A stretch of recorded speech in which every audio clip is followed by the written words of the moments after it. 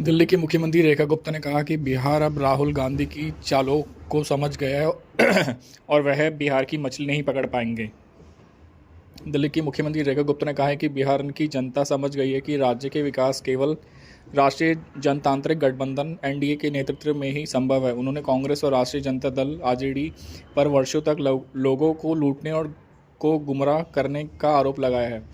रेखा गुप्ता ने पत्रकारों से बात करते हुए कहा कि बिहार के लोग, खासकर महिलाएं, जानती हैं कि विकास केवल एनडीए के शासन में ही संभव है और आरोप लगाया कि पंच वाले और लालटेन वाले दलों में हमेशा राज्य को लूटा और गुमराह किया है। दिल्ली की मुख्यमंत्री ने कहा कि बिहार की जनता, महिलाएं, हर कोई सतर्क है। वे जानते हैं कि बिहार का विकास केवल एनडीए के शासन में ही संभव है। ये पंजे वाले और लालटेन वाले हमेशा बिहार को लूटते रहे और हमेशा लोगों को संकट में छोड़ दिया। इसलिए बिहार की जनता उनकी बातों में नहीं आएंगी।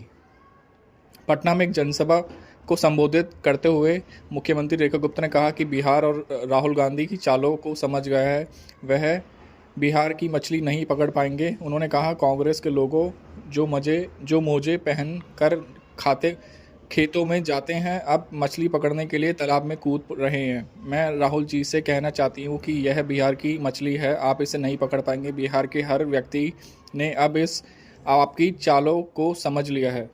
दिल्ली के मुख्यमंत्री रेखा गुप्ता ने आगे कहा कि कांग्रेस और आरजेडी के नेताओं ने वर्षों तक बिहार पर शासन किया, खुद तो अमीर बनते गए जबकि लोगों गरीब ही रहे। उन्होंने कहा कि इन लोगों ने वर्षों तक बिहार की धरती पर शासन किया, कभी कांग्रेस कभी आरजेडी, ये खुद तो अमीर होते गए लेकिन बिहार के आम लोगों गरीब ही रहे। नीतीश कुमार और पीएम नरेंद्र मोदी के समय में बिहार की प्रगति देखी। मुख्यमंत्री कार्यालय सीएमओ के एक बयान के अनुसार अगले 3 दिनों में मुख्यमंत्री बिहार के एनडीए उम्मीदवारों के समर्थन में चुनाव प्रचार करेंगी। उनके साथ भारतीय जनता पार्टी के वरिष्ठ नेता, सहयोगी दलों के नेता, साथ ही पार्टी के उम्मीदवार और कार्यकर्ता भी होंगे। जनसभाओं के अलावा मुख्यमंत्री रोड शो में भी हिस्सा लेंगे।